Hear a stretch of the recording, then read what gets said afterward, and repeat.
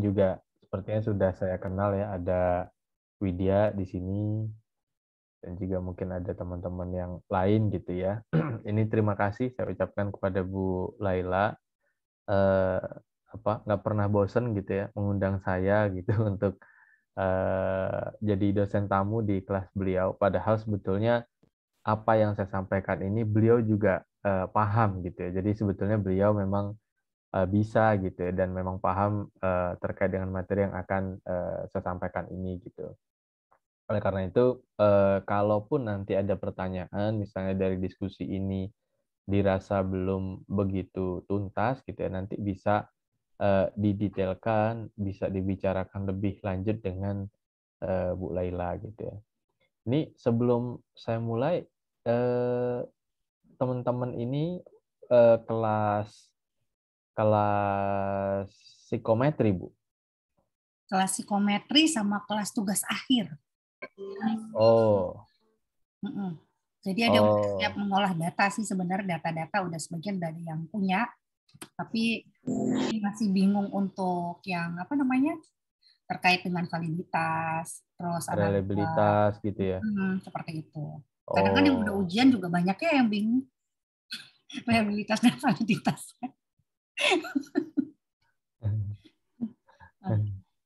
Oke, kalau gitu. Baik. Jadi mungkin saya bisa mulai dengan tes reliability dulu ya.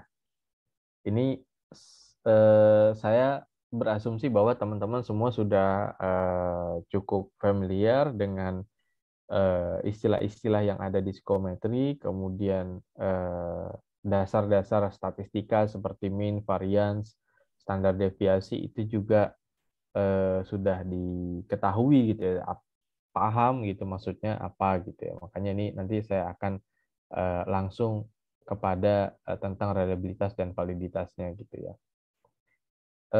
Saya mungkin lebih banyak ke prakteknya gitu kali ya Bu ya. Bu Laila. Ya, lebih banyak prakteknya. Kemarin untuk yang standar deviasi, mean, mereka udah sempat diajarkan untuk kategorisasi. Saya juga udah minta mereka untuk bersihin datanya gitu kan. Jadi harapannya nanti bisa, mungkin karena kan kebanyakan masih pakai total score ya Pak ya. Nanti mungkin mulai dari situ gimana sih caranya untuk supaya kita bisa pakai yang intervalnya, dan kok bisa sih itu dibilangnya sebagai data masih data ordinal ya, kok belum data interval ya. Mungkin pemahaman kesana perlu di ini lagi nanti Pak. Oke, baik. Bu Laila, saya boleh izin. Ya, Bu. Ya. Di depan Bu anaknya. Iya, sama-sama Ibu. Sehat selalu ya Ibu. Teman-teman, mohon di-mute dulu. Tapi fotonya tolong dibuka ya semuanya. Jadi Pak Adionya bisa lihat nih muka-muka cantik kayak gimana, muka-muka ganteng kayak gimana gitu ya. Enggak, ini canda. Bu Laila, sebelum saya mulai, saya boleh izin ambil minum dulu ya Bu ya? Boleh, silakan Pak. Oke, bentar ya Bu ya.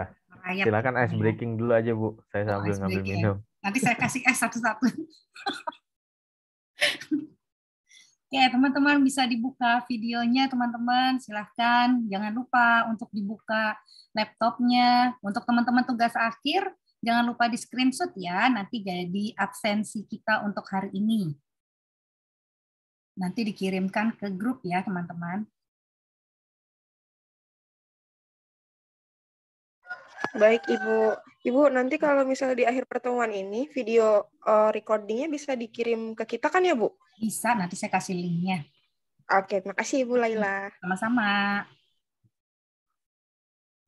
Disiapin ya datanya, yang nanti udah bisa udah punya data, dibuka SPSS-nya, dibuka Jamovi-nya, jadi kalian nggak habis waktu nanti untuk menunggu, karena kan kayak saya sampaikan kemarin ya gitu, untuk membuka SPSS, untuk membuka Jamovi waktunya agak lama gitu. Harapannya nanti kalau misalkan ternyata laptopnya jadi lebih lambat, kalian bisa pakai 2 device. Oke, Prof-nya sudah hadir, silakan Prof. Ya, oke, baik. Terima kasih. Karena dari jam 9 tadi udah ngisi acara, jadi harus banyak minum, Bu. Oke, ini saya punya data misalnya ini ada data dari DAS ya. Ini pengabdian masyarakat nih gitu ya. Ini juga sama datanya didapatkan dengan Bu Laila waktu itu ya. Dan ini merupakan instrumen psikologi ya, kuesioner psikologi yang mengukur tentang depresi, anxiety, and stress scale. Ya, jadi namanya DASS gitu ya. Depresi, anxiety, and stress scale. Di sini kita ingin tahu ya, apakah DAS itu item-itemnya reliable dan valid. Itu pertanyaan yang pertama seperti itu. Nah, bagaimana cara melakukannya? Kalau dengan Jamovi itu menguji reliabilitas dan validitas dari suatu instrumen, itu kita masuknya ke faktor. Ya, dari faktor kita pilih reliability analysis. Reliability analysis. Nah, di sini muncul nih DAS 1 sampai dengan DAS 21 gitu. Nah, ini item-itemnya semuanya pindahkan ke sebelah kanan dari DAS 1 sampai dengan DAS 21. Gitu. Nah, kita sekarang ingin tahu dari semua item ini berapa sih nilai alpha Cronbach-nya. Nah, jadi alpha Cronbach itu adalah ukuran reliabilitas untuk tes. Itu ada yang tanya, kenapa kita pakainya alpha Cronbach?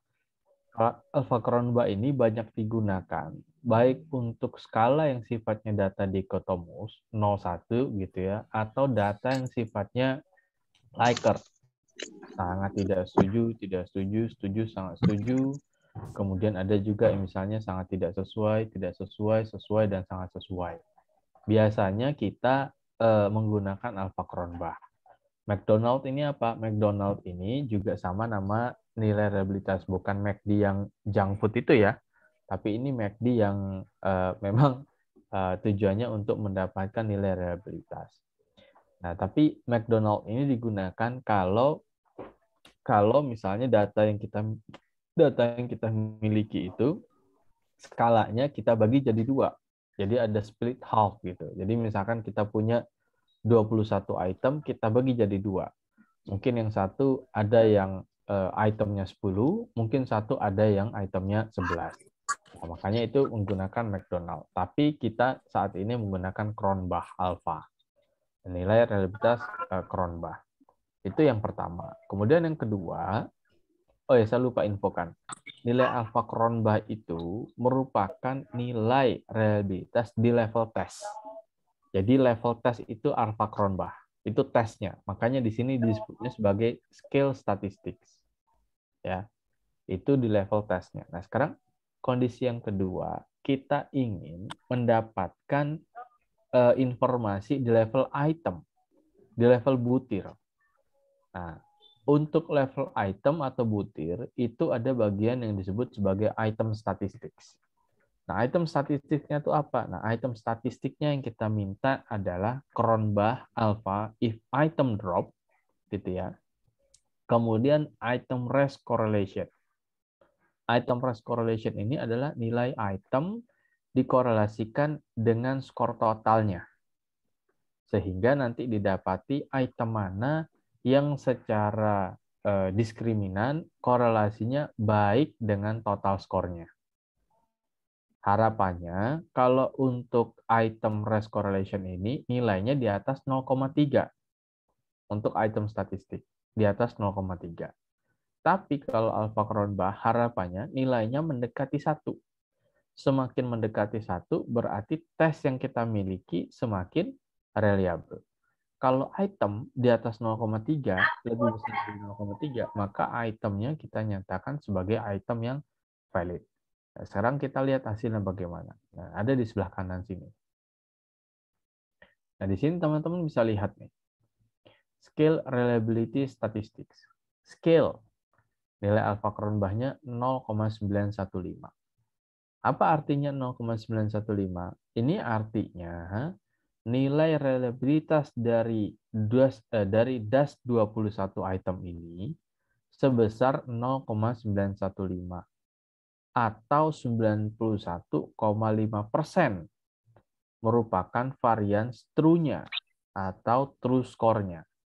Karena nilai alpha Cronbach itu bisa dikonversi ke dalam persentase true score. Ya, kalau kalian pernah baca alpha Cronbach secara lebih detail gitu ya, nanti ada rumus alpha Cronbach tuh. A kayak gini, A kecil gitu ya. Alpha gitu, seperti yang ada di sini nih, A gitu. A sama dengan varians daripada true score dibandingkan dengan varians total. Jadi kita pengen tahu berapa proporsi varian true score terhadap nilai totalnya. Nah, di sini nilainya 0,915. Artinya 91,5% dari skor yang dihasilkan 21 item ini merupakan varian true-nya, varian yang sesungguhnya.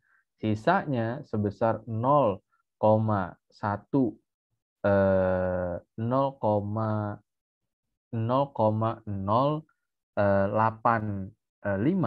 merupakan varians dari errornya.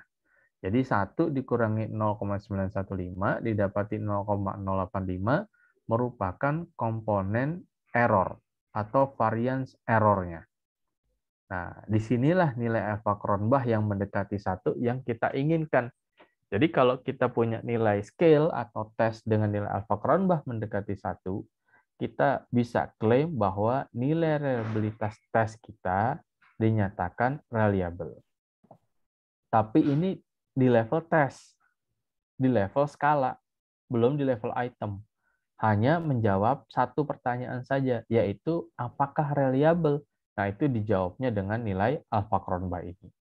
Idealnya berapa? Saya ulangi lagi. Idealnya di atas, idealnya mendekati 1. Itu nilai alpha Cronbach-nya.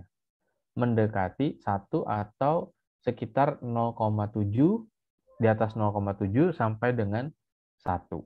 Ya, kalau 1 itu berarti too good to be true. Kalau 0,9 masih oke. Ya. Makanya nanti teman-teman jangan keliru. Nilai reliabilitas ini kita bicara mengenai tesnya. Istilah tes sebagai kesatuan itu reliable, tapi kalau itemnya itu valid. Jadi reliabilitas itu properti pada level tes, sedangkan validity itu properti pada item. Nah, sekarang setelah kita tahu nih reliabilitas nilai reliabilitas tes yang kita miliki, pertanyaan berikutnya adalah apakah ada item yang dinyatakan tidak valid? Nah, maka untuk menjawabnya kita perlu membuka tabel yang di bawah ini yang kita sebut sebagai item statistics. Nah, di sini disebutnya sebagai item statistics. Misalnya karena kita punya 21 item, maka nanti barisnya ada 21. DAS 1, DAS 2, sampai dengan DAS 21. DAS 1 itu nilai item total correlation-nya 0,456. Kemudian if item drop, Cronbach alpha-nya 0,913. Apa maknanya ini semua? Untuk item DAS 1, nilai item total korelasinya 0,456 atau di atas 0,3. Standarnya atau kriteria yang biasa dipakai yaitu di atas 0,3. Jadi kalau misalkan ada item yang nilai item race correlation-nya kurang daripada 0,3, maka item tersebut dipertimbangkan untuk digunakan. Apakah direvisi atau mungkin di drop. Gitu ya. Kalau kita punya item yang banyak, ya di drop aja. Misalkan kita punya item 50 yang di bawah 0,3 ada 3, ya drop aja. Karena kita masih punya 47 item. Tapi kalau item kita terbatas, ya mungkin 15, mungkin 10. Mungkin 15, mungkin 10. Tapi yang di bawah 0,3 item price correlation-nya ada 3 item. Yaitu kita bisa pertimbangkan untuk revisinya. Apalagi kalau waktunya masih memungkinkan. Kira-kira seperti itu. Ini kolom yang pertama mengenai validity itemnya. Nah, kolom yang berikutnya ini if item drop. Artinya apa? Kalau nilai kalau nilai item DAS1 ini dihapus, maka nilai alfa Cronbachnya menjadi 0,913. Ya, jadi if item drop gitu ya, nilai DAS1-nya menjadi 0,913. Jadi nilai alfa Cronbach yang di atas ini bisa berubah 0,913 kalau item satunya dihapus. Kalau item 2-nya dihapus, nilai alfa Cronbach yang tadinya 0,915 menjadi 0,914. Artinya apa? Kalau nilai di kolom ini semakin besar, lebih daripada yang ada di sini, berarti item yang ada di sebelah kirinya itu, atau properti item tersebut, itu memiliki item race correlation yang rendah. Kira-kira seperti itu. Jadi fungsinya kebalikan. Kalau semakin bagus itemnya, maka nilai alfa Cronbachnya di sini akan semakin rendah kalau dihapus. Tapi kalau semakin jelek itemnya, maka nilai alfa Cronbachnya di sini akan semakin baik. Kita buktikan. Kita cari item yang sekiranya nilai item race correlation-nya itu di bawah 0,3. Nah, misalnya DAS 16. DAS 16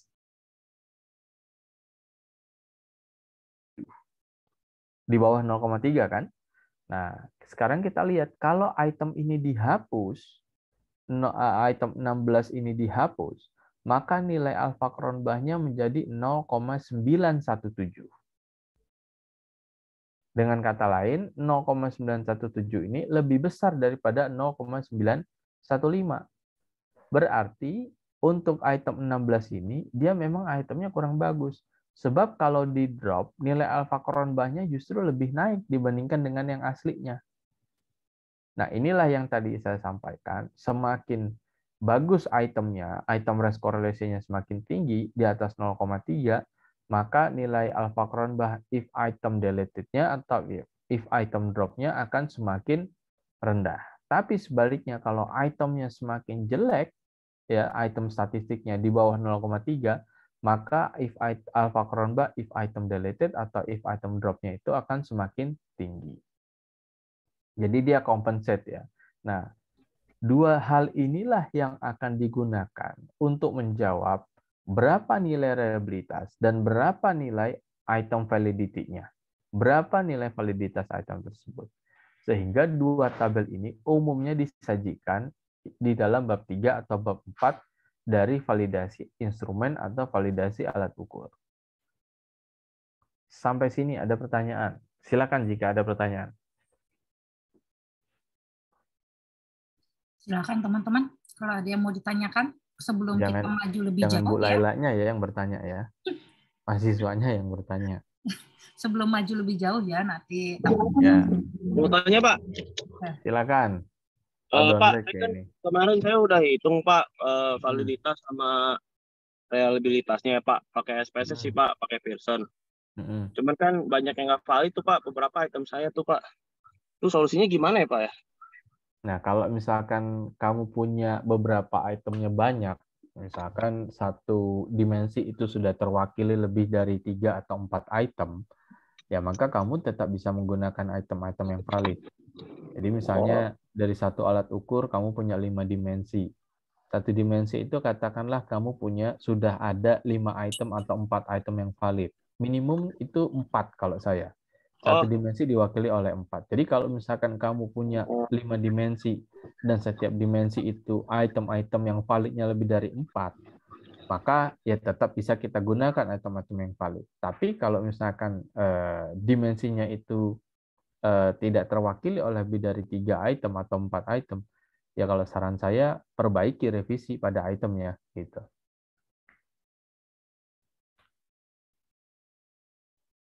Halo? Item, iya Pak, ya Pak. Item itu yang dimaksud itu pertanyaannya kan ya Pak ya?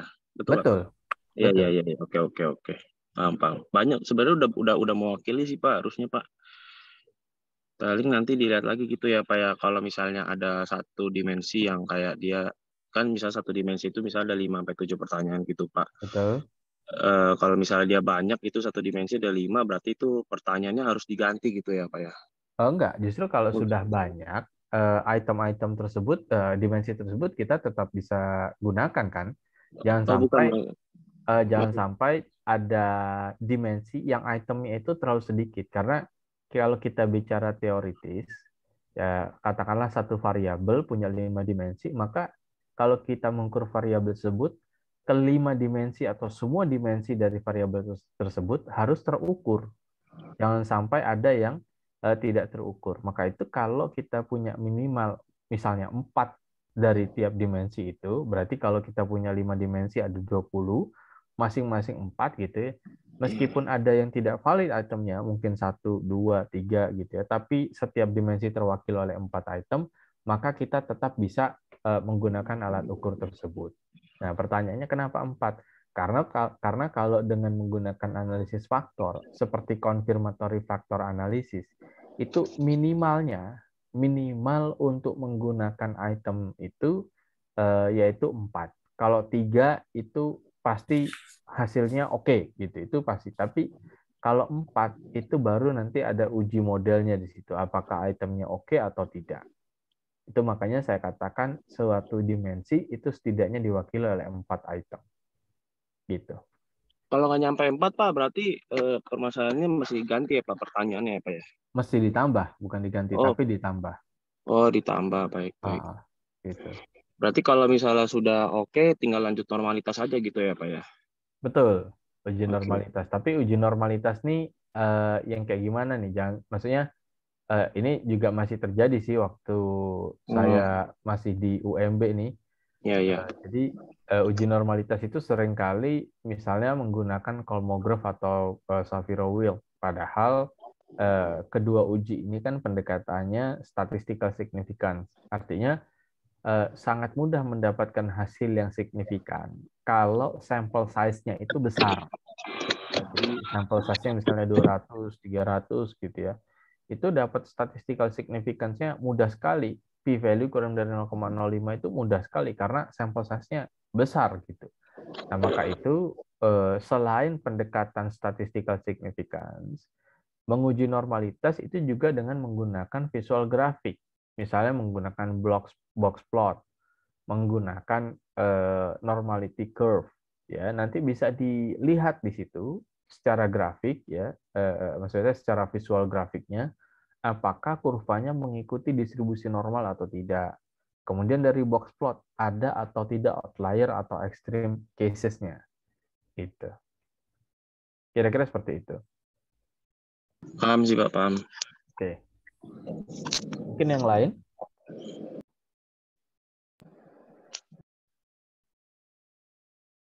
Saya mau bertanya, boleh tidak, Pak? Silakan. Sebelumnya saya dari kelas psikometri. Di kelompok alat ukur saya ada filler item, Pak. Ada apa? Filler item. Pilar. Iya. Filler item. Apa tuh? Filler item itu sebagai pengecoh dari ininya. Ya sudah standar, tapi setahu saya tidak diukur nantinya gitu. Oke. Pengecoh misalkan pada item ini mohon dipilih respon jawaban sangat tidak setuju gitu misalnya ya. Seperti itu bukan? Bukan. Jadi gini Pak, kalau di sikat itu kan dia ada dia nanti sebenarnya kita mau mengukur itu cuma ada berapa? 24 itu berarti 12 yang hanya diukur. Yang 4 itu yang 12 lagi itu sebagai pengecohnya dari setiap tem. Jadi dia tuh kayak V-nya gitu sebenarnya. Menggambarkan situasi gitu kan. Dia sebagai atasan, sebagai bawahan, sebagai pekerja itu sendiri. Gitu. Tapi nanti yang bisa diukur itu cuma dari setiap 3 tema tadi cuma ada 4 item aja gitu. Itu dari ininya ya kalau ya, gitu sesuai dengan blueprint-nya ya berarti ketika kita menguji validitas ya yang kita gunakan hanya 12 item itu aja. Gitu. Gitu sih. Gimana Sarlin? Pertanyaannya apa itu maksudnya? Iya, jadi kalau saya simpulkan, berarti nanti ketika saya uji reliabilitas sama validitas, filler itemnya saya kesampingin dulu ya, Pak? Betul. Betul. Jangan digeser ke kanan ya. Tapi yang dimasukkan itu hanya yang 12 item itu aja gitu. Ya, siap. Kasih, Pak.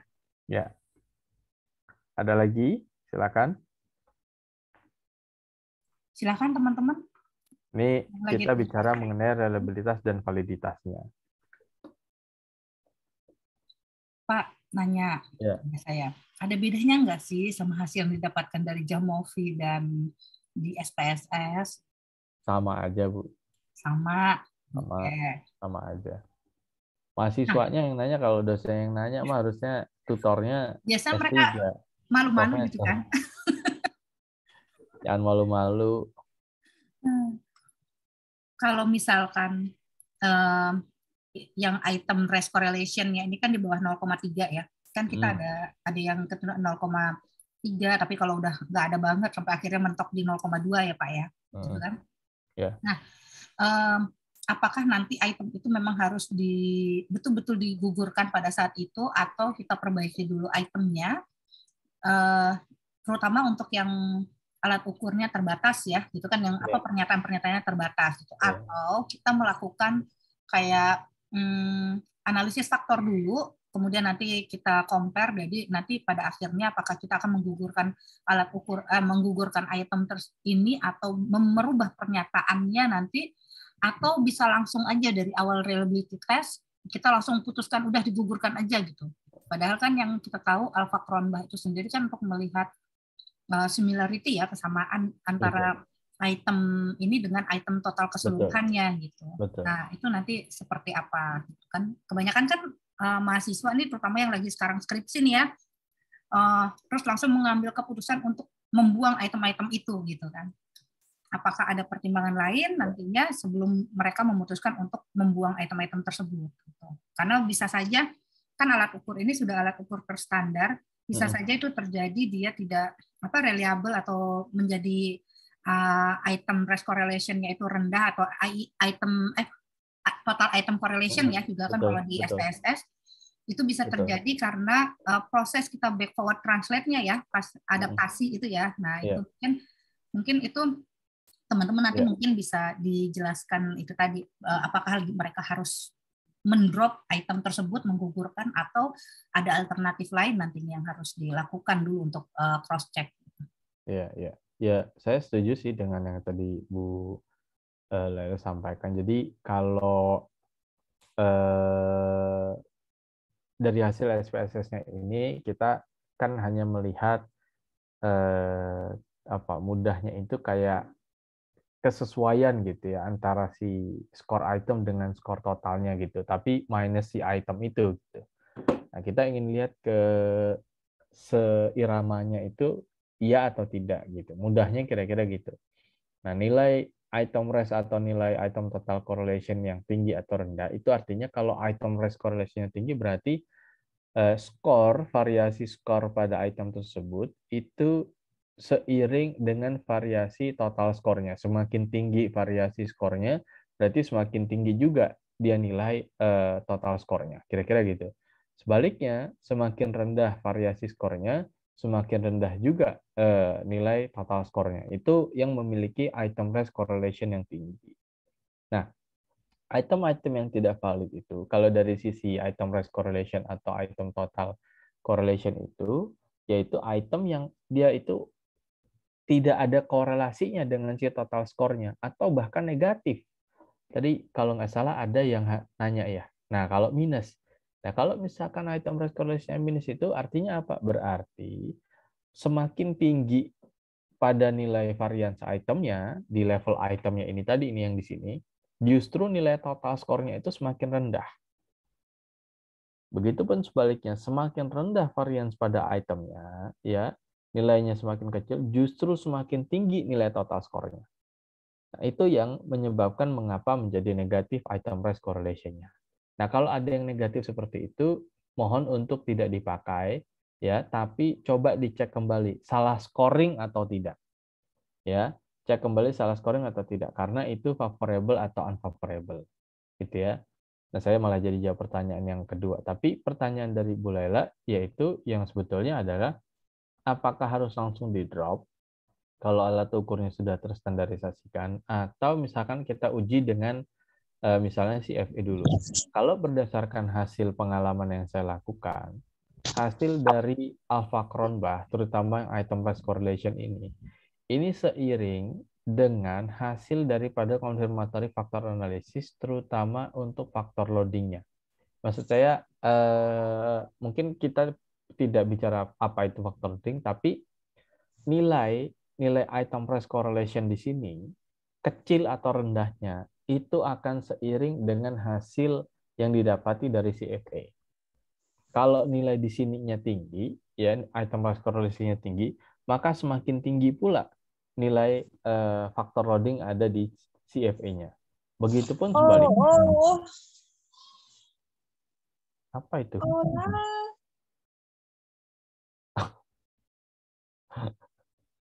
Oke, lanjut Pak. Mungkin anaknya kali. Di positif. Oke. Kaget sih. Oke.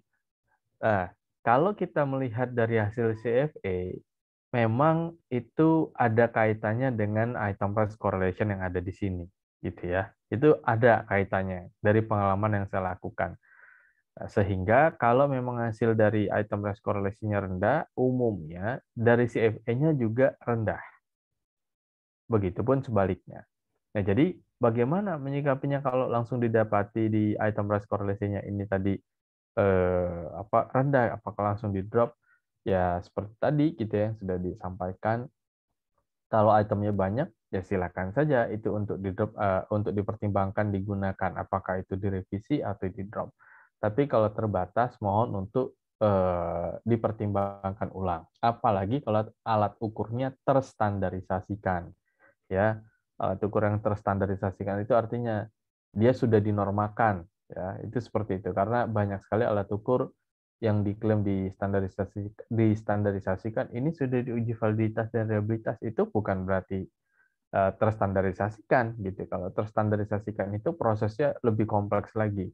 Tapi umumnya alat ukur tersebut sudah dinormakan ya sesuai dengan kelompoknya gitu. Nah, kalau yang demikian terjadi, ya umumnya orang akan berpedoman kepada norming study-nya itu. Hasil daripada penormaannya, itemnya ini nggak ada yang masalah kok, gitu kan. Apalagi kalau hasilnya nggak beda jauh gitu ya. Dan mungkin studi yang digunakan sampelnya itu sedikit yang kita miliki. Sedangkan yang norming study itu sampelnya jauh lebih besar misalnya gitu. Jadi kita lebih percaya kepada hasil yang dari penormaan itu. Makanya kalau alat ukurnya ini tujuannya untuk validasi tahap awal, saya sarankan gunakan item yang sebanyaknya. Artinya sebanyaknya itu bukan berarti ratusan ya, tapi satu dimensi itu setidaknya diwakili oleh 4 item. Satu dimensi, 4 item. Itu untuk jaga-jaga kalau ada item yang tidak valid. Itu pun ngepas banget sebetulnya 4. Nah, kalau itu untuk awal validasi. Tapi kalau alat ukurnya ini sudah terstandarisasikan, maka jangan kita berani ngeklaim menguji validitas dan reliabilitas, tetapi sampel size yang digunakan atau mungkin studi yang kita gunakan itu sebetulnya tidak setara dengan studi yang digunakan untuk standarisasi tes tersebut. Misalnya kalau kita sudah punya yang namanya BFI gitu ya, Big Five Inventory. BFI itu sudah dinormalkan, sampelnya sudah ribuan ya di luar sana. Tapi kita melakukan uji validitas dan reliabilitas dengan sampelnya hanya mungkin sekitar 300. Kemudian kita klaim di situ, item BFI yang ini tidak valid. Nah, itu terlalu berani gitu, terlalu berani karena ya studi BFI itu dilakukan untuk penormaan dengan jumlah yang sampelnya ribu, bahkan belasan ribu. Tapi kita hanya mungkin 300 gitu ya, dengan mungkin studi yang relatif terbatas prosesnya, kemudian kita klaim ada item yang tidak valid. Nah, ini harus hati-hati gitu. Jadi kalau ada item yang tidak valid pada studi yang kita tidak lebih besar, atau proses pengerjaannya itu tidak lebih kompleks dibandingkan dengan norming studinya, maka kalau saya, ya sudah, kita harus bisa percaya kepada hasil yang dari norming itu. Seperti kita menggunakan IST atau tes-tes IQ yang lainnya yang sudah ada. Ketika kita menggunakan tes tersebut, dapat hasilnya, apakah kita mempertanyakan itemnya valid? Ya jarang sekali ada orang yang bertanya, itemnya bagaimana? umumnya orang akan ya udah percaya terhadap hasilnya gitu. Bahkan sebetulnya kalau perlu diketahui, IST yang ada pun yang beredar itu normanya kan bukan norma orang Indonesia, tapi norma yang dipakai dari orang-orang luar. Atau mungkin tes-tes yang lainnya. Misalkan back depression inventory, ya, DAS juga mungkin belum pernah dinormalkan. Jadi kita masih sebatas ya udah kita gunakan apa yang sudah ada. Kira-kira seperti itu.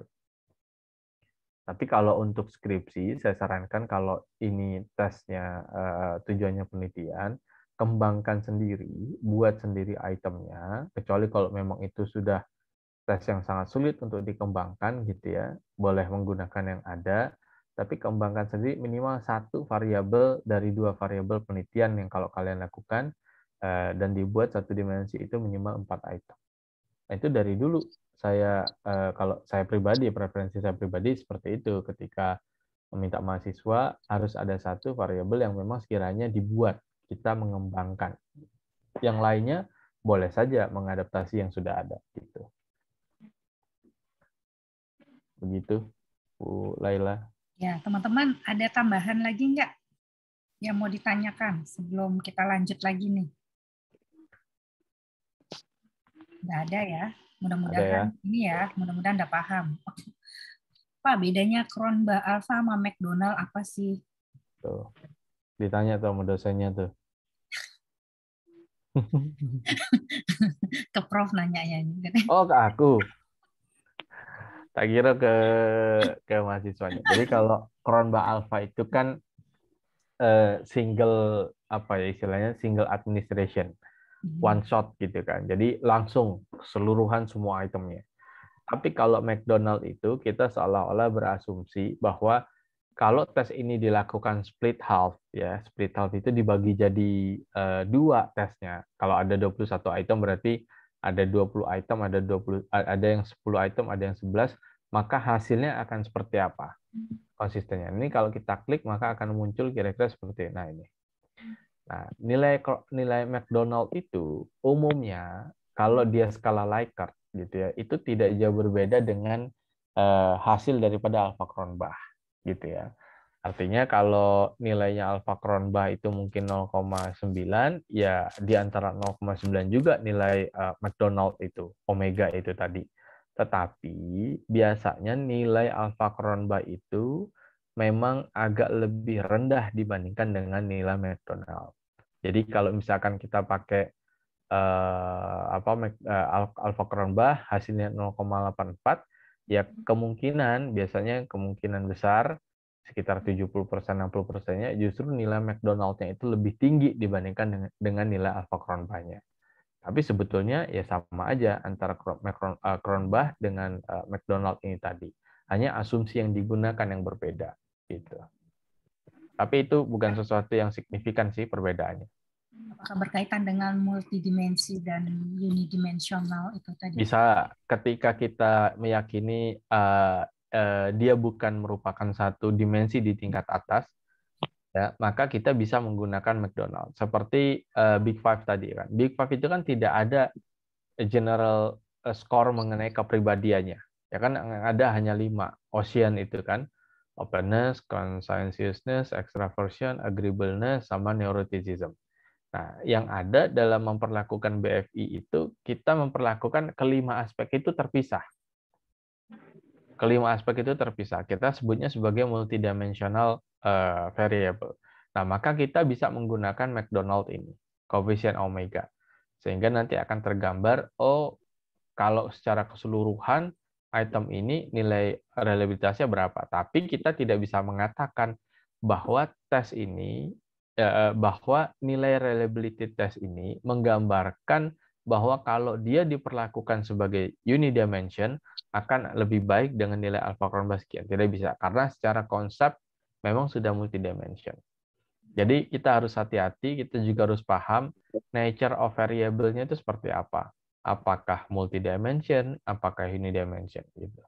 Oke, jadi intinya kita harus menguasai teorinya dulu ya Pak ya, gitu kan? Betul, Bu. Terutama nanti kita cek tuh di blueprint-nya teman-teman gitu. Jadi nanti kalau multidimensi artinya kita akan mendapatkan nilai reliabilitas masing-masing dari setiap dimensi ya Pak ya. kalau misalkan itu. Jadi dicek nih, kadang nanti ada yang tiba-tiba kok kita gabungkan gitu semuanya gitu, padahal itu harus terpisah nantinya pada saat kita melakukan ujinya atau analisisnya. Seperti itu ya teman-teman ya, terutama yang sedang mengambil tugas akhir. Oke Pak, kita mungkin bisa langsung next ke berikutnya. Nah, saya juga mau memberitahu kalau di Jamovi itu ada feature yang enak, yang tidak menyulitkan, yaitu kita bisa reverse item. Jadi misalkan ada unfavorable nih, ya ada unfavorable. Nah kalian kalau di input di Excel kan biasanya kalau favorable itu sangat tidak setuju 1, tidak setuju 2, setuju 3, sangat setuju 4. Itu kan kalau favorable. Tapi kalau unfavorable kan berarti dibalik. Sangat tidak setuju dia 4, tidak setuju 3, setuju 2, sangat setujunya 1. Kan dibalik gitu ya, reverse scale gitu kan, reverse scoring. Nah, tapi kalau dengan Jamovi, kalian bisa input aja semuanya dalam bentuk favorable. Ya, dari nilai 1 sampai 4 untuk sangat tidak setuju sampai dengan sangat setuju. Kalian semuanya samain. Seperti itu. Nah, nanti ketika di Jamovi, baru nanti kalian pindahkan ke sebelah kanan item mana nih yang memang perlu reverse scoring. Misalnya item nomor 3 dan item nomor 7 itu adalah unfavorable. 3 sama 7 pindahkan ke sebelah kanan. Maka dia nanti akan mengubah di sini. Nah, dia nanti akan dikasih nih. Dikasih dikasih istilahnya nih bintang gitu ya.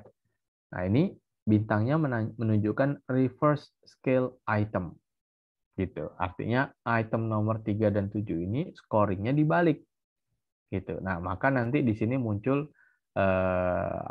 dia negatif. Tapi gini, kalau itemnya sudah diubah sedari awal inputnya, sedari masukkan data ke Excel-nya itu sudah diubah, sudah dibedakan antara favorable dan unfavorable, maka seharusnya hasilnya itu positif seperti ini. Karena memang sedari awal sudah diubah.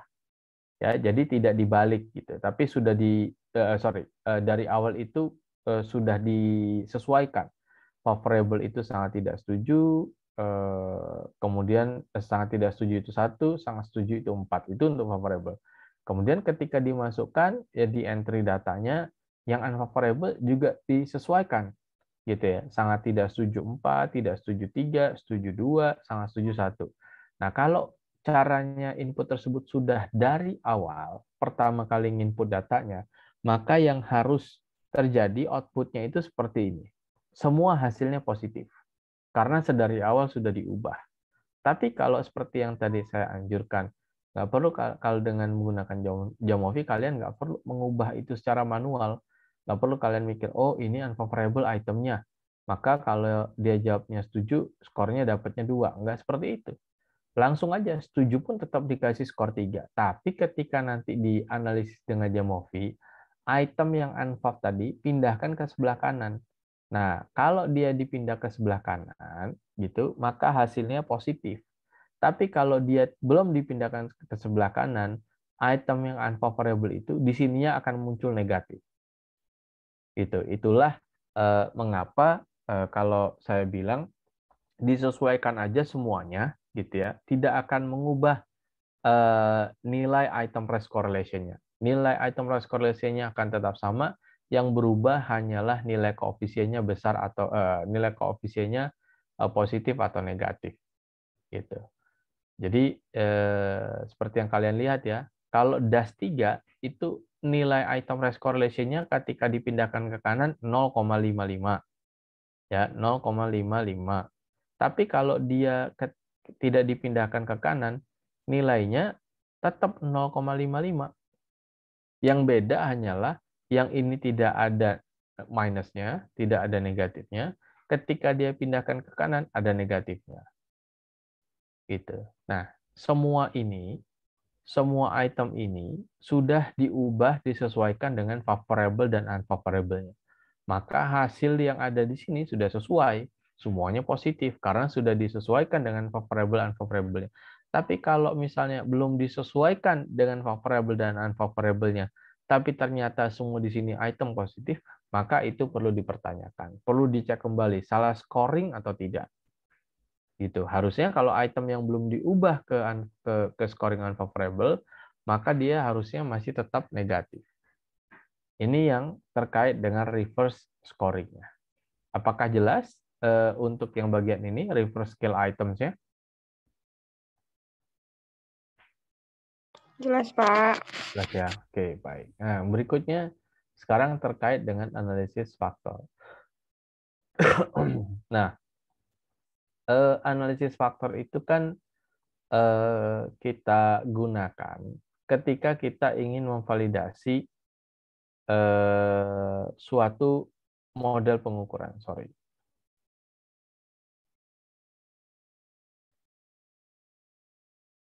Nah, ini di sini. Nah, kita ingin memvalidasi apakah item, set of items yang kita punya ini memang mengukur yang kita inginkan. Memang mengukur yang kita niatkan. Benar nggak item-item yang kita dapati ini memang dia sesuai dengan yang kita inginkan. Jadi kalau kita mau mengukur kecemasan, maka kita harus tahu apakah item ini memang mengukur kecemasan atau tidak. Kalau item ini mengukur tentang apa gratitude, rasa syukur, maka harusnya item ini memang mengukur tentang gratitude. Kalau item ini mengukur happiness, maka harusnya item ini juga mengukur tentang happiness. Nah, confirmatory factor analysis digunakan untuk menguji validitas konstruk dari item yang kita miliki, dari skala yang kita miliki. Benar nggak item ini memang mengukur seperti yang kita niatkan? Kita buat item ini untuk mengukur happiness. Tapi benar nggak item ini mengukur untuk happiness? Nah, kondisi demikian kita gunakan untuk confirmatory factor analysis. Nah, mungkin di sini saya juga pengen dengar gitu ya, apakah semuanya sudah pernah belajar mengenai confirmatory factor analysis?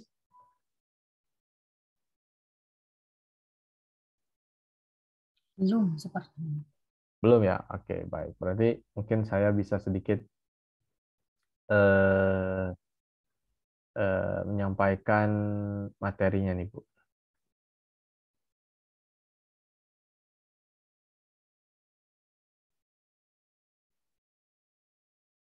Nah, ini dia.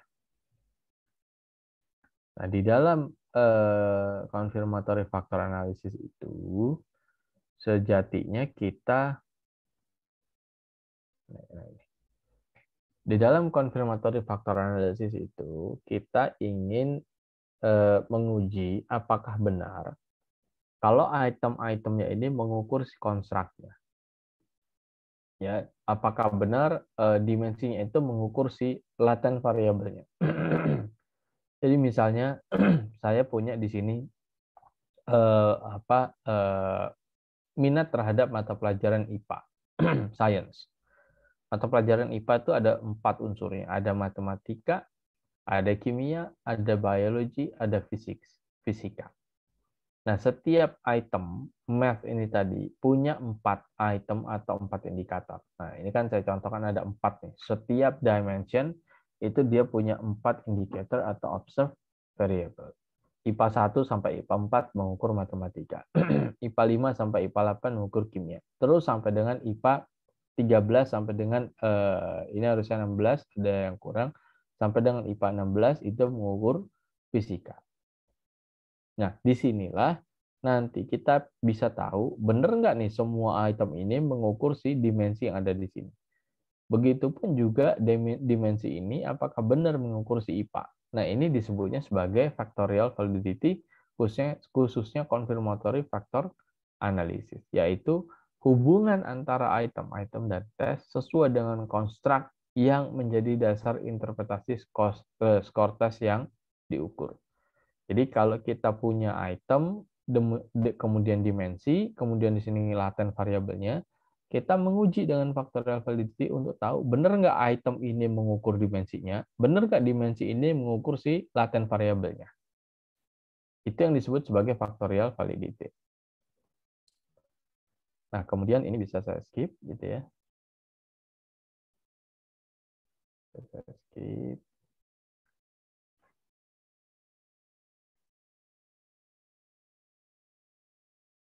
Oh,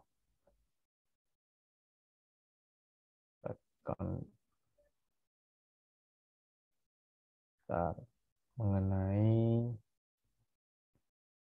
saya cari bahannya untuk confirmatory factor analysis.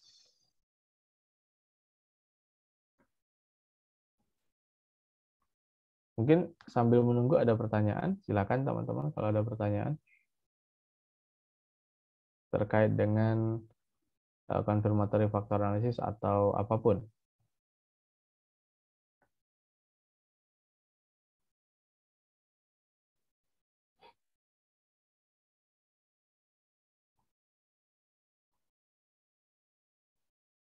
Halo teman-teman, apakah ada pertanyaan?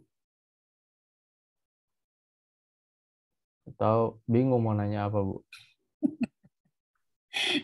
Mungkin langsung kita itu Pak, ganti apa namanya yang ininya ya. Kemarin tuh waktu itu pernah udah saya share untuk yang PPT dari Pak Oh, Adi tentang oh analisis ya udah. faktor gitu kan.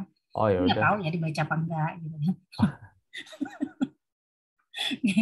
Terus mungkin Kalau nanti udah. bisa kita ini apa namanya setidaknya mereka bisa membedakan validitas dan reliabilitas dan kalau yang CFA atau EVA itu masuknya ke validitas apa ya gitu kan tahap-tahapnya kan kemarin udah sempat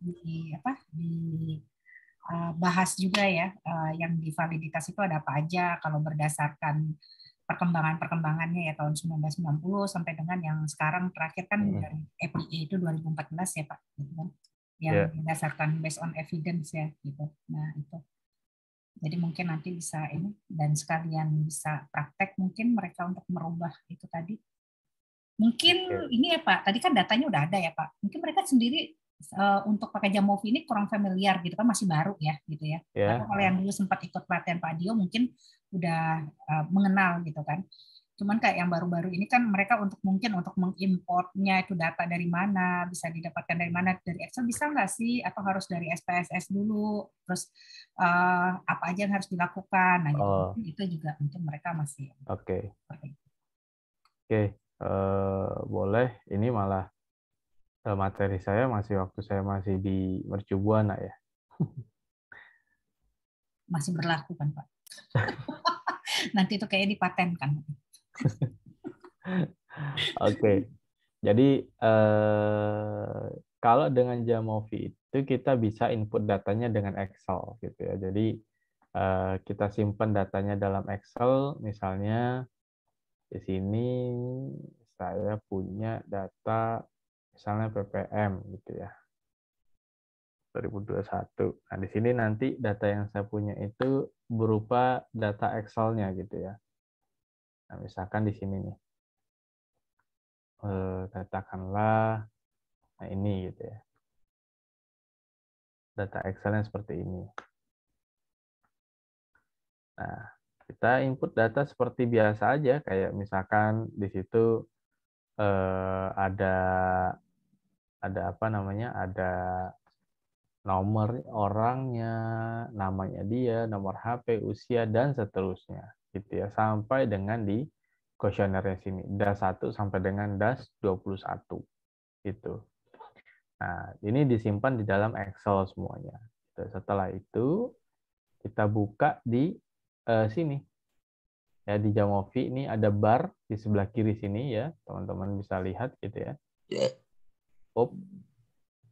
Kemudian ada bar di sebelah kiri sini, kiri atas, diklik sini. Kemudian pilihnya import. Pilih import gitu ya. Nah, kemudian di sini pilihnya nanti Excel. Excel gitu. Nah, sekarang kita perlu cari filenya ada di mana. Klik browse sini. Nah, di sini misalnya tadi di Mercu Buana. Misalnya di PPM. Nah, tadi nama filenya itu data Bekasi dan Cirebon. Gitu ya, edited. Kalau sudah, nanti tinggal klik open. Maka dia otomatis akan importing di sini. Dan dia ngebaca nih, importing. Nah, kebuka deh itu. Nama, nomor HP, usia, terus sampai dengan data yang kita inputkan di sini misalnya DAS atau sebanyak apapun. Nah, tinggal nanti kita menyesuaikan dengan variabelnya itu apa di situ gitu ya. Jadi misalkan kalau dia datanya itu adalah apa namanya? Jenis kelamin gitu. Sorry, saya nggak menampilkan data orangnya ya. Misalnya di sini adalah data jenis kelamin. Nah, misalnya data jenis kelamin. Nah, double klik gitu ya, double klik kiri gitu ya, double klik kiri jenis kelamin, maka akan muncul seperti ini. Karena jenis kelamin adalah data nominal, maka measure type-nya berupa nominal. Datanya seperti apa? Datanya berupa teks, maka di sini pakai teks gitu. Missing value-nya ada nggak? Missing value-nya kalau tidak ada, kosongkan. Tapi kalau ada, tulis di sini berapa? 9 3 kali atau 9 4 kali gitu. Levelnya di sini ada dua, ada laki-laki dan ada perempuan. Nah, kemudian juga sama, misalkan negara nih. Negara tujuan, measure type-nya apa? Nominal. Karena di negara tujuan itu ada yang Taiwan, ada yang Jepang, ada yang Singapura, ada Polandia, dan seterusnya. Jadi inilah cara kita mengimpor data ada di Jamovi gitu. Jadi bisa di-save di dalam Excel, kemudian langsung dibuka Jamovi-nya. Sorry. Close semuanya Jamovi-nya. Jadi relatif mudah sebetulnya ya dengan menggunakan Jamovi. Kalaupun mau menginputnya langsung ke Jamovi juga bisa. Gitu. Jadi nanti kalian langsung input aja di Jamovi juga bisa banget. Dia sama seperti Excel. Nah, kalian inputnya di sini. Misalkan namanya di sini saya melihat berdasarkan ini aja ya. Apa namanya? Orang yang di sini misalnya Ade Irma. Ade Irma gitu ya. Kemudian Adelia Putri. Kemudian Adi Tamara gitu. Nah, jenis kelamin di sini. Ade Irma misalnya wanita. Adelia Putri wanita. Adi Tamara pria misalnya gitu. Kemudian usia, misalkan usianya 22 tahun, 24 tahun, kemudian di sini 23 tahun misalnya gitu. Tinggal kasih nama di sini nanti. Double klik gitu ya. A ini adalah nama. Kemudian geser ke kanan ya, geser ke kanan sini, ini diklik geser kanan, next variable. Nah, dia akan ke yang B. B ini apa? Jenis kelamin misalnya. Kemudian yang berikutnya geser ke kanan lagi, ini apa? Usia. Nah, ini measure type-nya bukan nominal kalau usia. Kalau usia itu kita sebutnya sebagai continuous. Gitu ya, data type-nya integer. Nah, kemudian yang berikutnya, nah sekarang respon itemnya nih. Nah, misalkan di item 1, si Ade Irma, item 1, ada 5 item, respon jawabannya dari 1 sampai 4. Kita tuliskan sini 3, 2, 3, 4 misalkan gitu. Ini juga gitu, misalkan 1, 2, 2, 1, 2 misalkan. Sini 3, 3, 3, 4, 3 misalkan gitu. Nah, kemudian kita kasih nama sini. Nah, data variabel sini kita sebutnya sebagai item 1. Gitu ya. Measure type-nya dia bukan nominal, tapi karena dia skala Likert misalnya ordinal. Kemudian kita pakai yang berikutnya, ini juga sama, item 2 misalnya gitu. Measure type-nya ordinal. Ya. Berikutnya lagi, data variabel ini item 3. Measure type-nya ordinal. Terus sampai dengan misalnya item 5. Gitu ya. Ini diganti ordinal. Ini item 5.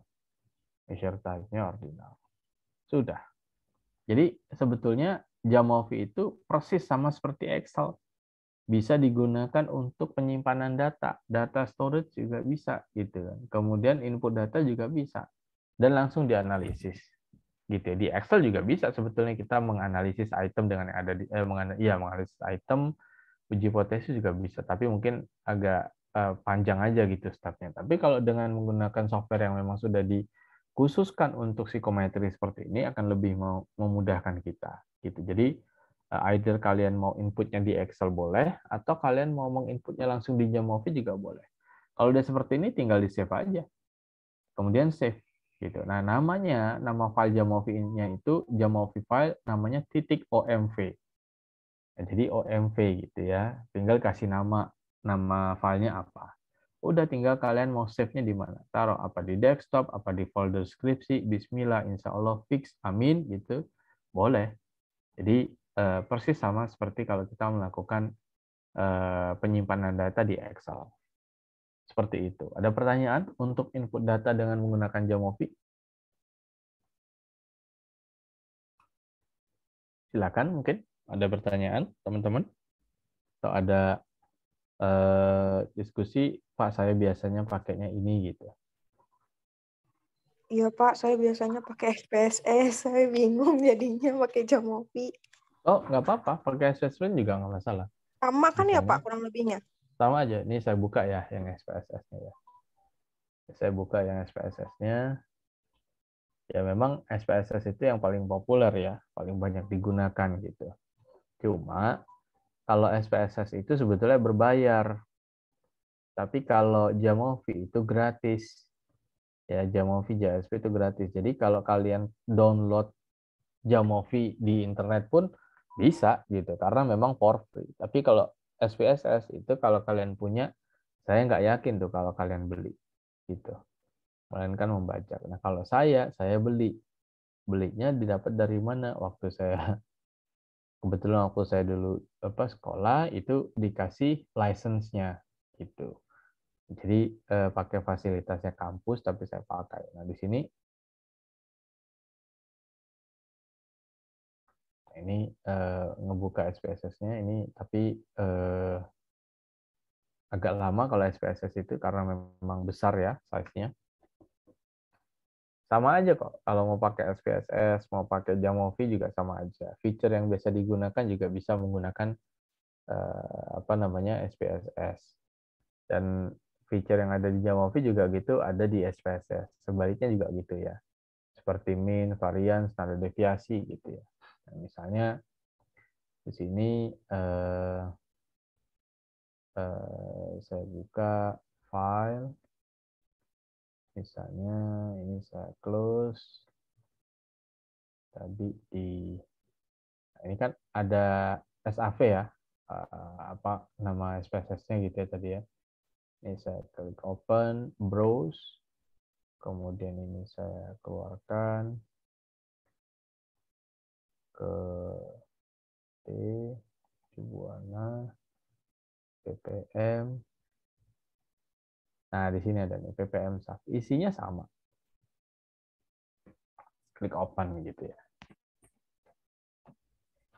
Dapatkan hasilnya seperti ini. Ini ID-nya, ID si orangnya, skor DAS-nya, life satisfaction, CS, saya lupa CS itu apa. Nah, tapi ini ada nih, nanti kita bisa taruh item-itemnya dia di sini itu berapa gitu ya. Misalkan ini saya copy deh.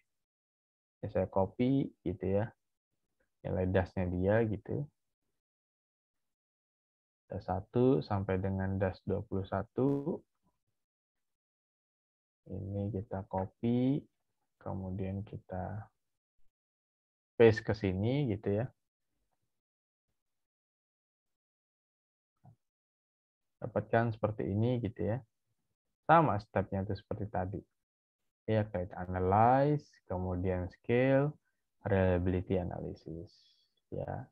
Pindahkan nih item 1 sampai dengan item 21 ke sebelah kanan item. Kemudian diklik statistics, pilih item, scale, and scale if item deleted. Gitu. Kemudian klik continue, modelnya kita pakai juga alpha, klik OK.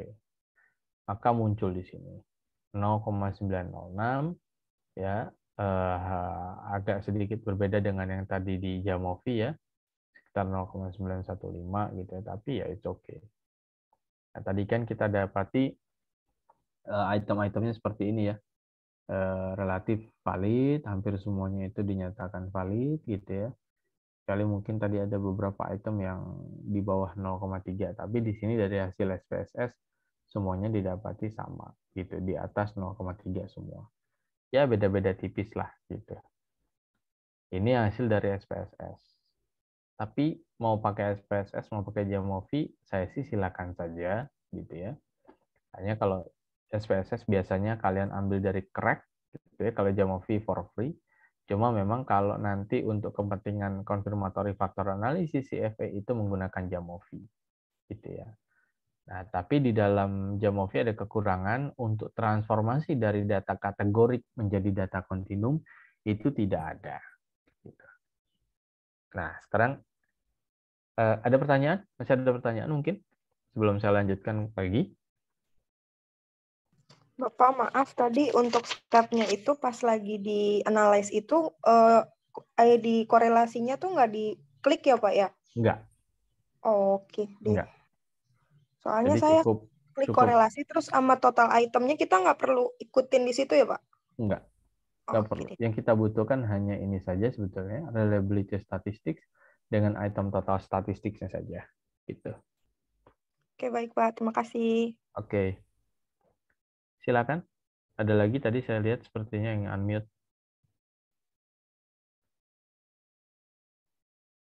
Cukup? Oke. Kemudian saya lanjutkan ke pertanyaan berikutnya. Maaf, ini Iya. partisipan maksimal 100 ya Pak ya? Maksimal 100 Bu, ini Zoom saya Bu. Okay. Karena banyak yang kepental-pental ternyata katanya. Oh. Oke Pak. Hang on.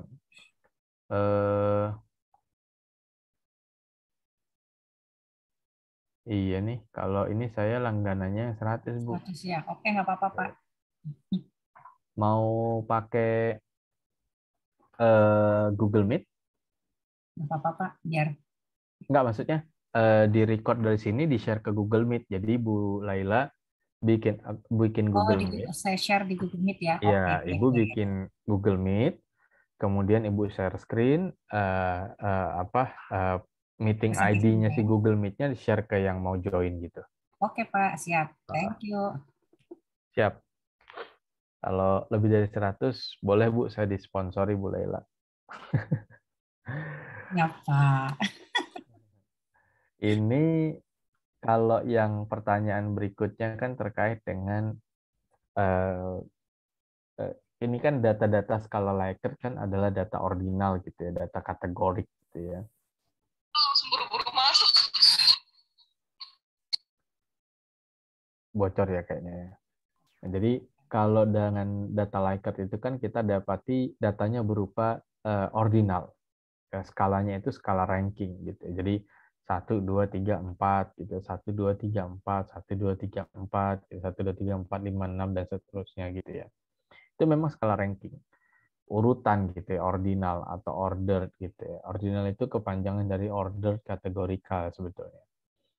Nah, sedangkan faktor atau variabel yang mau kita ukur itu adalah continuous. Jadi seperti kita mengukur kecemasan. Kecemasan itu kan dia variabel continuous, kecemasan. Tapi data yang kita punya dari kecemasan itu kan berupa skala ordinal. Sangat tidak sesuai, sesuai, sangat sesuai. Nah, itu merupakan variabel kategorik. Jadi kita itu kalau punya data penelitian, data yang kita punya itu adalah data kategorik, ya. Tapi variabel yang mau kita ukur itu variabel continuous. Mungkin kalau saya stop share gitu, kemudian saya pakai whiteboard di sini. Nah, sudah kelihatan screen-nya, whiteboard-nya? Sudah. Sudah ya? Oke. Bu Laila sudah ini bikin Google Meet-nya. Memang limitnya 100 ini Bu. Saya lihat sudah mentok 100 partisipan. Sudah Pak, udah. Nah, udah saya buat. Ya, di share screen terus supaya nggak echo gitu yang punya Ibu jangan lupa di ini Bu, tetap ada suaranya Bu ya. Kasihan mereka nanti nggak bisa dengar. Nonton film bisu. Oke. Nonton film bisu. Nah, kemudian kalau saya visualisasikan jadi seperti ini. Ini garis continuous yang mau kita ukur, misalkan distribusinya seperti ini gitu ya. Katakanlah ini motivasi gitu ya, variabel motivasi. Ini motivasi gitu ya.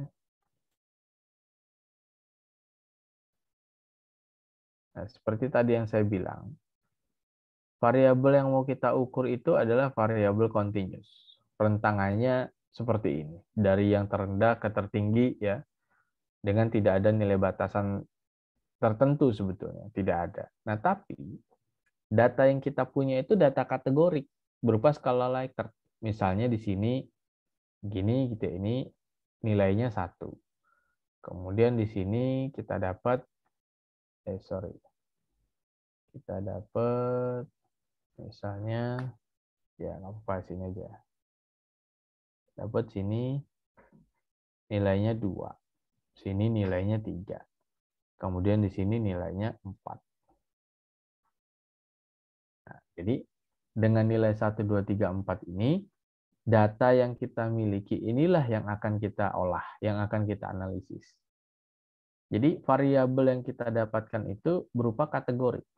Kalau orang itu dia dari rentang continuous, dia skalanya ada di posisinya dia ada di sini gitu ya. Maka kemungkinan besar orang itu akan memilih nilainya yang 2 ini. Gitu. Kalau dia ada di sini. Boleh kalau ikutan gambar.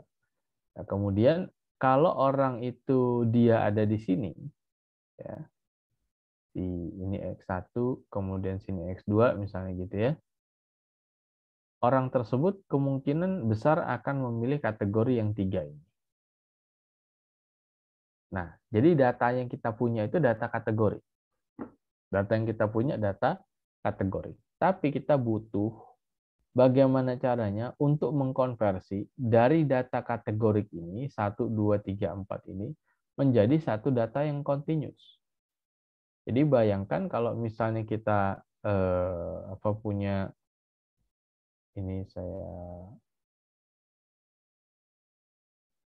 hapus, ini hapusnya itu clear.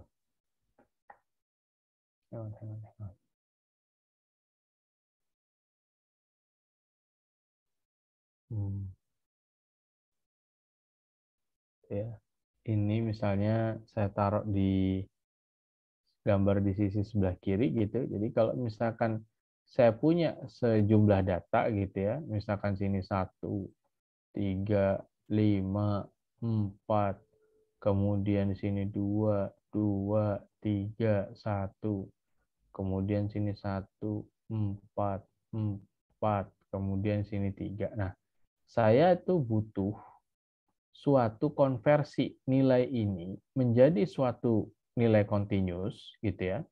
Suatu nilai continuous gitu ya. Continuous. Begitupun juga ini sama. Menjadi satu nilai continuous. Yang ini semua tidak boleh lagi berupa data kategori. Tapi harus berupa variabel continuous. Maka bagaimana caranya? Nah, ada beberapa cara untuk melakukan konversi tersebut dari data kategorik menjadi data continuous.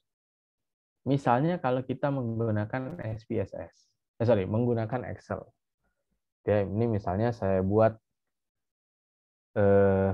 data yang baru deh di Excel-nya gitu ya. Ini enable editing. Kemudian ini saya pakai yang baru di sini. Misalnya saya ambil datanya tuh di sini deh satu. Ini dia.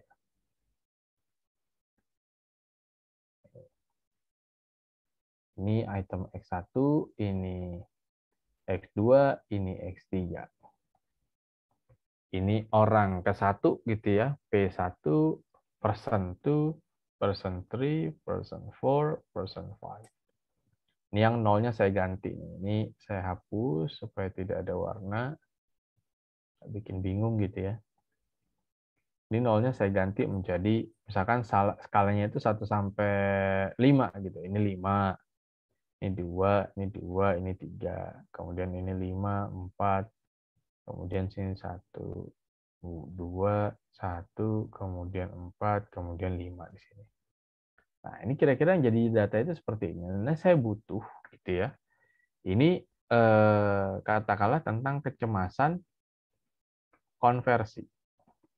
Nah, untuk mengkonversi dari data kategorik menjadi kontinum, ada satu metode yang ini metodenya cukup populer gitu ya, dengan data kategorik menjadi data kontinum disebut sebagai methods of successive interval.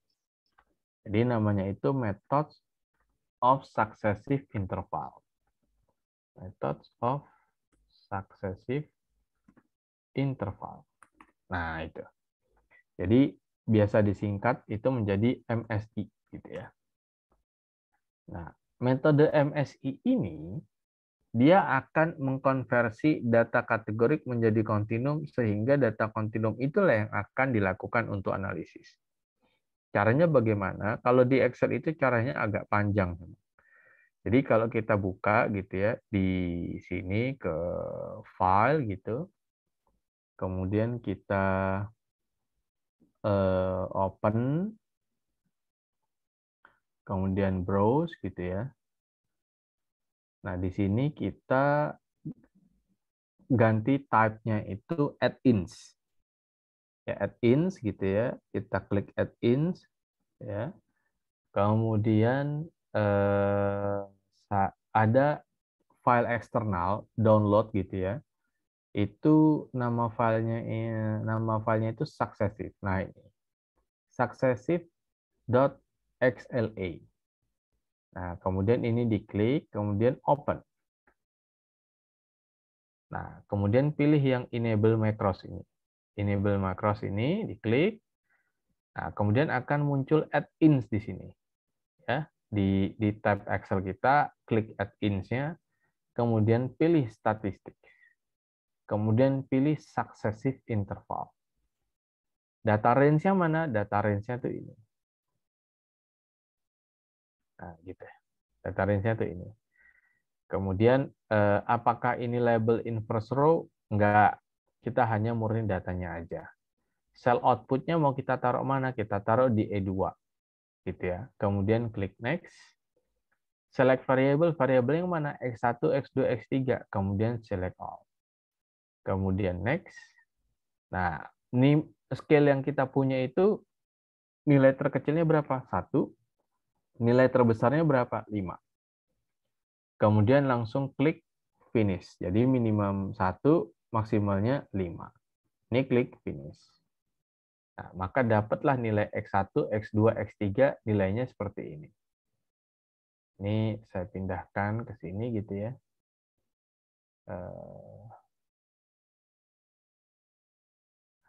Di sini nilai X1, X2, X3. Ini X2, X3-nya gitu di sini. Nah, ini adalah nilai intervalnya.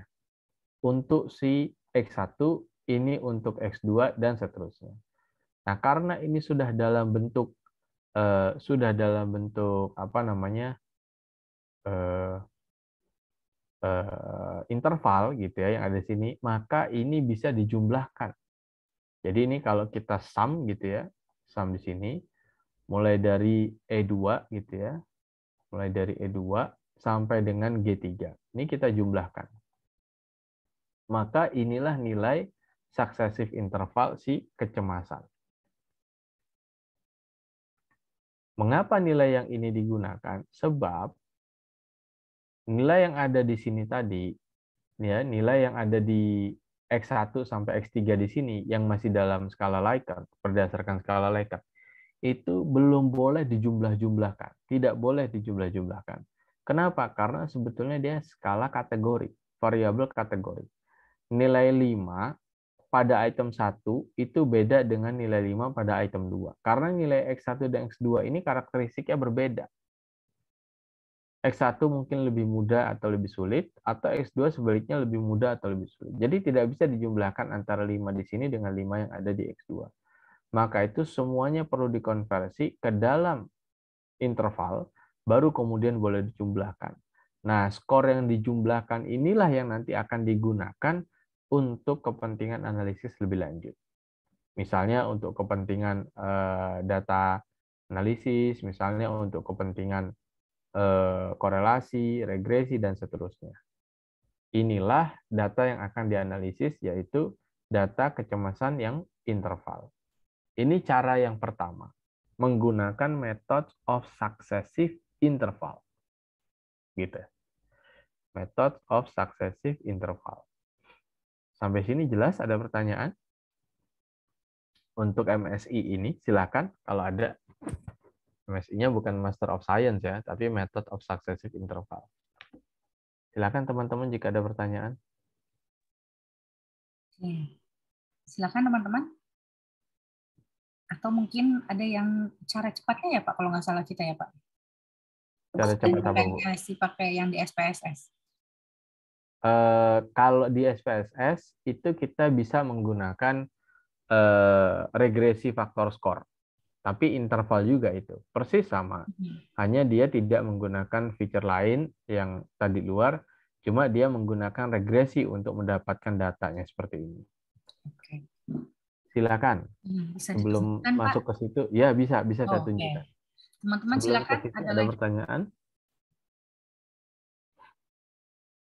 Apakah ada pertanyaan?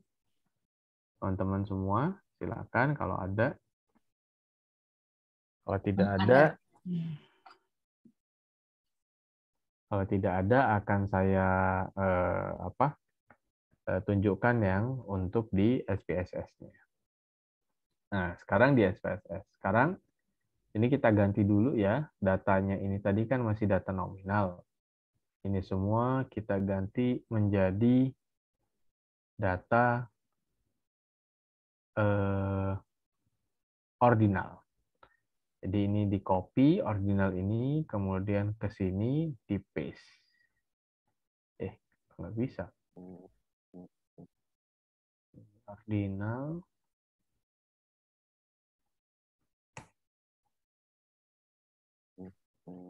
Nah, ordinal sini. Sudah ordinal semua. Nah, sekarang sama ya kondisinya. Kita tidak bisa menjumlah-jumlahkan item-item dari das ini tadi. Yang bisa kita lakukan hanyalah dengan mengkonversinya dari data kategorik menjadi data kontinum. Caranya bagaimana? Ini kan ada 21 item. Caranya, diklik Analyze, kemudian pilih Dimension Reduction, ya, Dimension Reduction, Analyze, Dimension Reduction, kemudian Faktor. Nah, kemudian pilih variabelnya tadi item 1 sampai dengan item 21. Item 1 sampai dengan item 21. Pindahkan ke sebelah kanan. Ya, pindahkan ke sebelah kanan. Nah, kemudian dipilih di sini, klik Extraction. Pilih metodenya adalah Maximum Likelihood. Metodenya kita pilih Maximum Likelihood. Kemudian fix number of factors. Ya, fix number of factors. Berapa banyaknya faktor yang ditetapkan. Ditulis di sini, diketik 1. Jadi 21 item ini hanya mengukur satu faktor saja. Misalnya gitu ya. Kemudian klik Continue. Kemudian diklik scores di sini.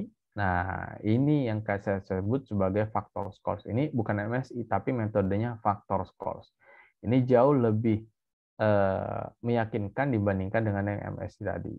Meskipun MSI itu ada juga yang menggunakannya. Nah, diklik ini Save as Variables. Save as Variables, metodenya pilih Regression. Metodenya pilih Regression, kemudian klik Continue.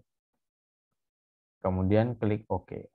Maka nanti akan muncul satu variabel baru di 37 ini sebagai faktor skor dari variabel yang kita ukur, das atau hasil konversi. Klik OK, kita kembali ke SPSS-nya. Nah, di sini muncul nih. FAC11, faktor scores. Nah, kita ke paling kanan. Nah, inilah nilai faktor scores-nya.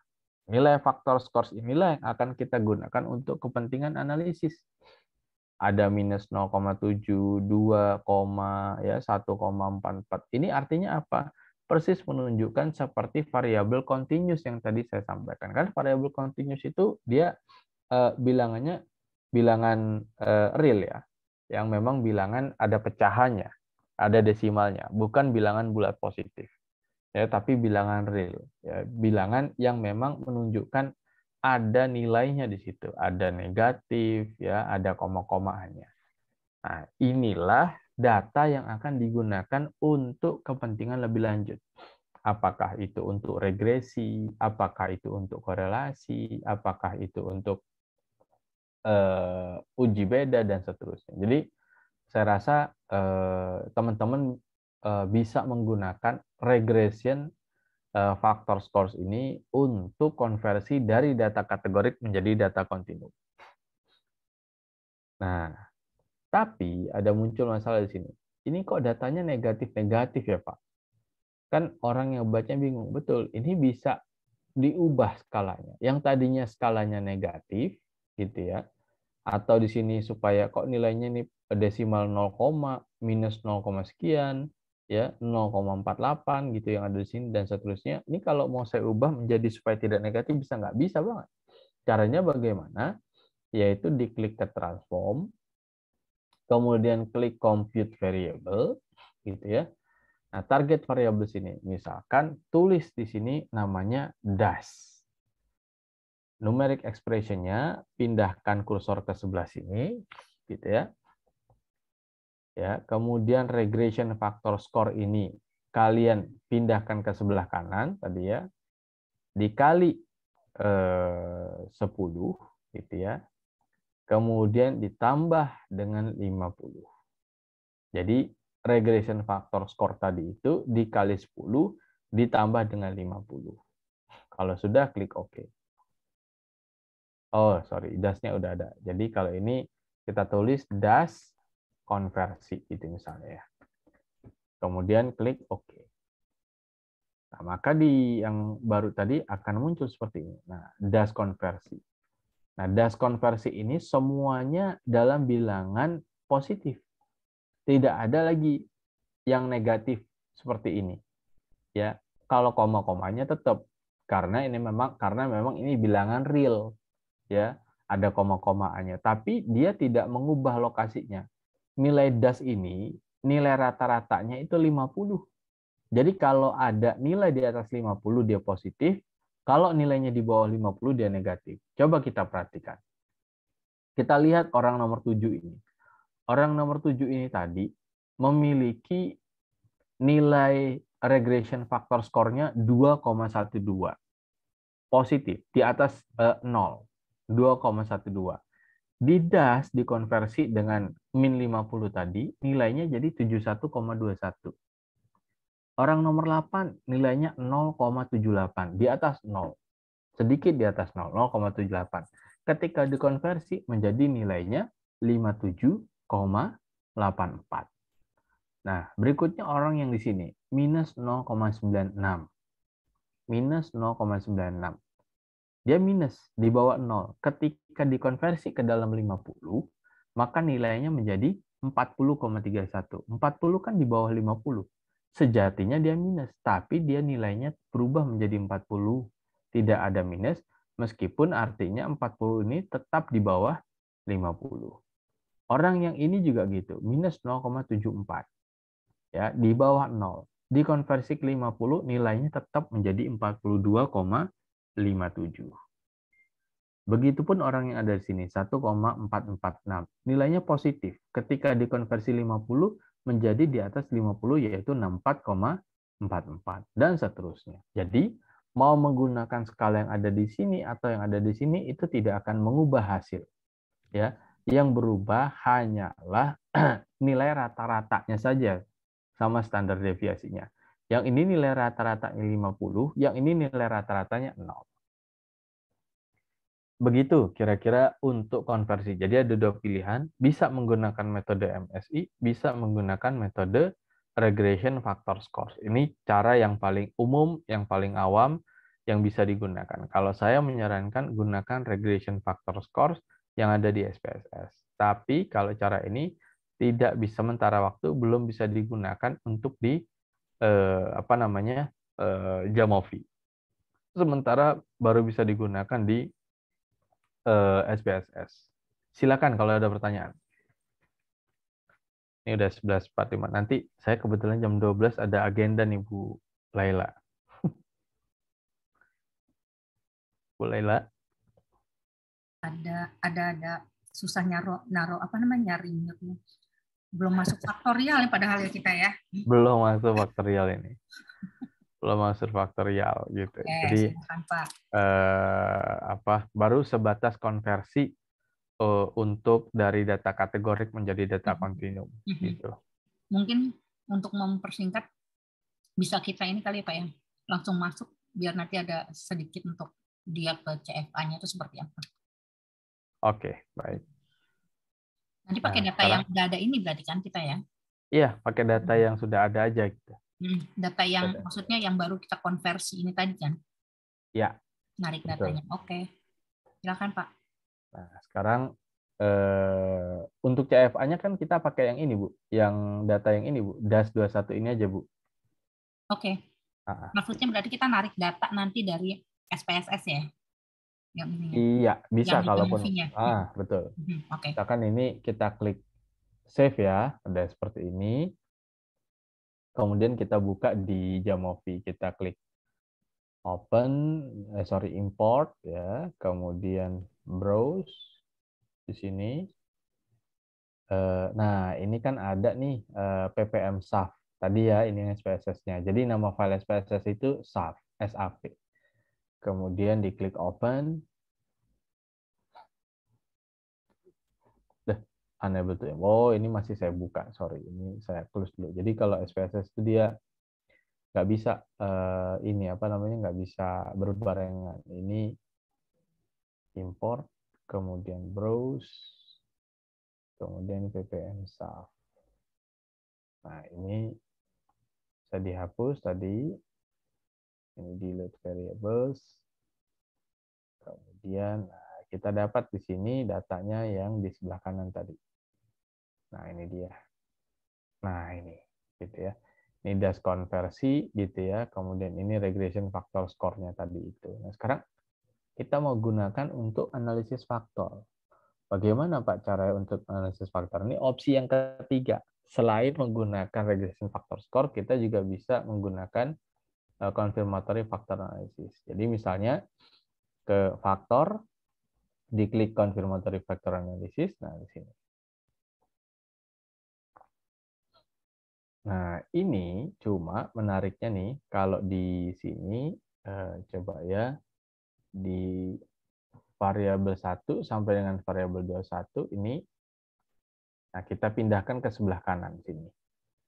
Kita pindahkan ke sebelah kanan. Jadi, ini mudahnya ya, mudahnya kalau dengan Jamovi itu, kita nggak perlu pakai sintak. Jadi, cukup kalian pindahkan aja, persis kayak SPSS, CFA-nya itu. Jadi, kalian pindahkan ke sebelah kanan, geser ke sebelah kanan, kemudian tinggal kasih nama faktor di sini, misalnya namanya DAS. Gitu ya. Sorry teman-teman, sebentar, saya baca chat dulu.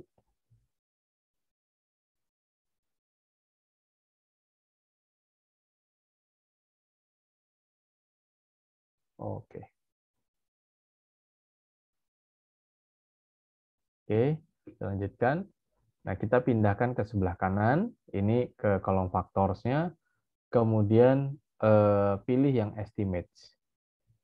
Nah, di estimate ini, kita klik yang standardized estimate. Klik standardized estimate sini, ya. Kemudian kita ke model fit. Nah, model fit di sini ada beberapa ya. Ada yang sifatnya statistical significance, chi-square, ada yang dia fit measures ya. Model fit ya. Ada yang CFI, ada yang TLI, RMC. Yang biasa digunakan itu 3 yang saya centang nih. CFI, TLI, sama RMC untuk fit measure-nya. Kalau test for exact fit-nya itu pakainya chi-square. Ini di close ya. Kemudian kalau mau yang lainnya lagi bisa diklik path diagramnya. Ini path diagramnya bisa diklik. Ya, kemudian apalagi nih options. Options ini nggak ada. Ini juga nggak perlu. Nah, sekarang kita lihat hasilnya bagaimana. Ini. Nah, kita lihat di sini faktor loading. Item 1 sampai dengan item 21. dengan nilai faktor loadingnya itu yang ada di sini tadi. Nah, sekarang kita ingin lihat berdasarkan standardized estimate-nya. Ya, jadi jangan dilihat dari estimate-nya ini karena ini bisa jadi skala berbeda-beda, tapi kita gunakan standardized estimate, yaitu koefisien faktor loading yang sudah terstandarisasikan. Ya, kenapa kita tidak gunakan ini? Karena untuk yang di kolom estimate ini belum terstandarisasikan. Maka itu yang kita gunakan adalah yang sudah terstandarisasikan yang kolom paling kanan. Kita lihat, ada nggak nih yang dia nilainya kurang daripada 0,3? Relatif tidak ada, semuanya di atas 0,3. Tapi ya, memang kalau untuk signifikansi kita bisa dapati di CFA ini. Kalau signifikansi kita dapat di CFA. Jadi misalnya seperti yang ini. Kita pengen tahu itemnya itu signifikan tidak mengukur si faktornya. Nah, DAS ini ada 21 item, kita bisa dapati nilai signifikansi. Ternyata nilai signifikansinya nih kurang daripada 0,01. Signifikan apa tidak nih kalau kurang dari 0,05? Coba. Ini dasar aja nih, di statistika juga pernah. Di sini apakah signifikan atau tidak signifikan?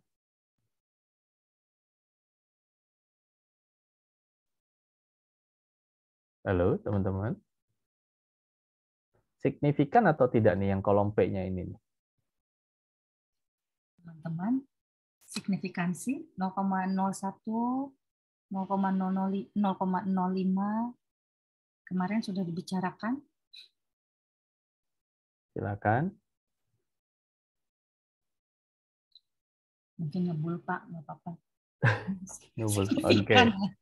Jadi sebetulnya semua yang ada di kolom ini, yang kolom P ini, dinyatakan signifikan, kurang daripada 0,05. Artinya, ya kita katakan semua item, mulai dari item DAS 1 sampai dengan item DAS 21, dinyatakan valid dan signifikan dalam mengukur variabel DAS.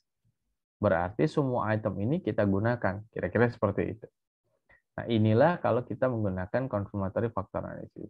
Nah, tapi kita juga bisa dapati apakah model fit-nya itu oke atau tidak. Nah, sekarang kita lihat yang ada di sini. Model fit-nya. Model fit-nya di sini yang pertama chi-square. Chi-square nilainya 466 dengan DF-nya 189. P-value-nya kurang dari 0,01. Nah, khusus untuk yang di sini, kita berharap P-value-nya itu di atas 0,05. Berharapnya justru tidak signifikan, tapi kita dapatnya malah signifikan. Kemudian dari fit measure. Fit measure ini kita harapannya nilai CFI dan TLI-nya itu di atas 0,9. Ya. Jadi saya ulangi, untuk fit measure ini nilai CFI dan TLI-nya itu di atas 0,9. Nah, ternyata di sini kita dapati CFI dan TLI-nya masih kurang daripada 0,9. 0,748 dan 0,72. Dan untuk RMC-nya itu harapannya di antara sekitar 0,05 sampai dengan 0,08. Tapi ternyata di sini 0,102. Jadi belum fit. Nah, dikarenakan sebagian besar indeks fit-nya ini masih belum masuk kriteria, maka kita katakan model dinyatakan belum fit. Berarti model hipotesis yang menyatakan DAS diukur oleh 21 item, ini dinyatakan belum fit. Berarti perlu ada modifikasi pada model.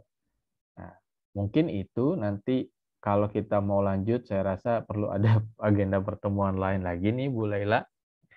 Nanti malah kasihan ini, teman-teman mahasiswanya malah terbebani banget gitu dengan yang ada. Jadi secara umum mengenai confirmatory factor analysis, mengubah data dari ordinal ke continuous, ya, kemudian cara import data dari Excel ke Jamovi atau ke SPSS, kemudian input data di Jamovi, ya, kemudian juga tadi sudah melakukan uji validitas dan reliabilitas dengan Jamovi.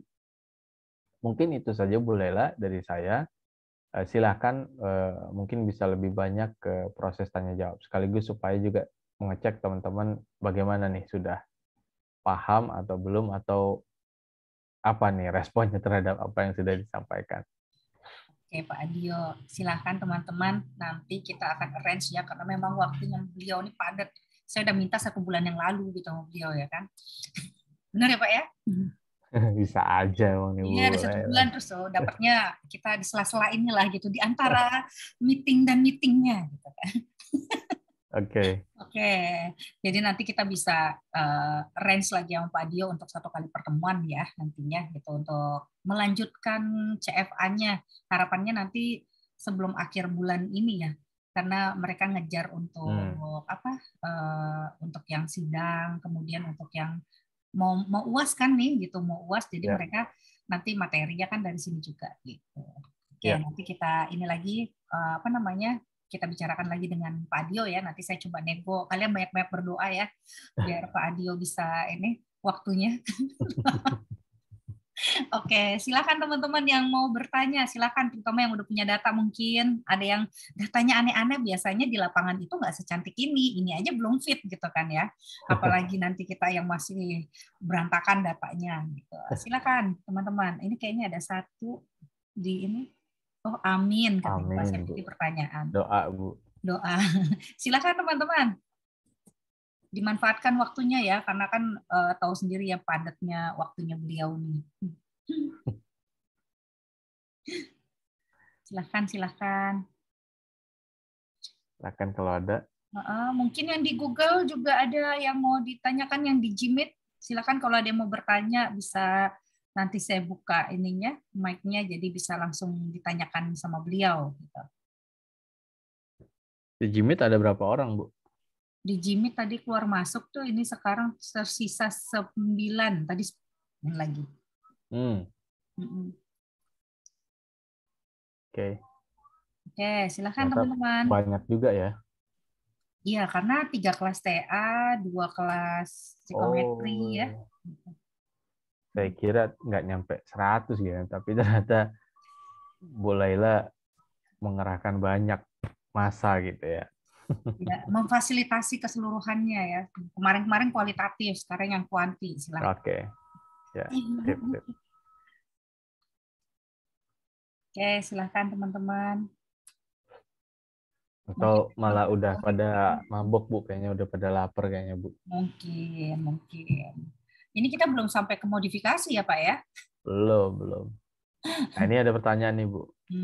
Ini saya pakai alat ukur lain yang sudah distandarisasi. Itu harus uji CFA ya. Yang pertama mungkin istilah standarisasinya dulu, ini yang perlu diperjelas seperti apa ya. Standarisasi itu semua mulai dari tahapan pengembangan, validasi, ya, tryout, field study sampai dengan ke norming dan reporting itu semua sudah ada, ya. Bahkan ada juga technical manualnya, gitu kan. Kemudian yang berikutnya, apakah perlu dilakukan uji CFA? Kalau misalnya alat ukur tersebut digunakan pada karakteristik yang sama, biasanya seperti yang dilakukan oleh psikolog-psikolog ya. Jadi tes ini udah digunakan pada kelompok populasi yang sama, sudah diuji cobakan, field testnya juga sudah dilakukan, data orangnya juga relatif sama gitu. Maka ya udah, mereka hanya relatif sebagai tes pengguna saja. Tapi kalau misalnya digunakan pada kelompok yang berbeda sampelnya gitu ya, mungkin yang tadinya ada di Barat kemudian kita gunakan di Indonesia dengan budaya-budaya tertentu, nah itu perlu diuji kembali alat ukur yang demikian, karena bisa saja pemaknaan skornya itu ya bisa berbeda gitu ya. Istilahnya itu standar minimum yang ada di luar dengan standar minimum yang ada di sini itu bisa berbeda. Standar maksimumnya juga mungkin bisa berbeda. Jadi ini perlu cermat dalam menilai standarisasinya itu seperti apa, dan yang kedua juga perlu cermat melihat studi yang sudah dilakukan untuk tes validity yang akan digunakan tersebut. Gitu. Oke. Pak Adio, mungkin teman-teman bisa bertanya, kan tadi kita merubah data itu ke data interval ya. Kapan sih kita menggunakan data interval itu? Apakah di CFA kita menggunakan data interval itu juga per item atau tidak? Gitu. Jadi data interval itu kita gunakan sebetulnya untuk kepentingan analisis lebih lanjut. Inferensialnya Seperti berarti ya. seperti misalnya kalau untuk uji hipotesis gitu ya, ketika untuk menggunakan kategorisasi, uji hipotesis itu meliputi korelasi, regresi, t-test ya, ANOVA dan sebagainya gitu. Itu kita membutuhkan konversi dari data kategorik menjadi data kontinum. Tapi kalau untuk uji validitas dan reliabilitas, ya kita tetap menggunakan datanya justru data original itu.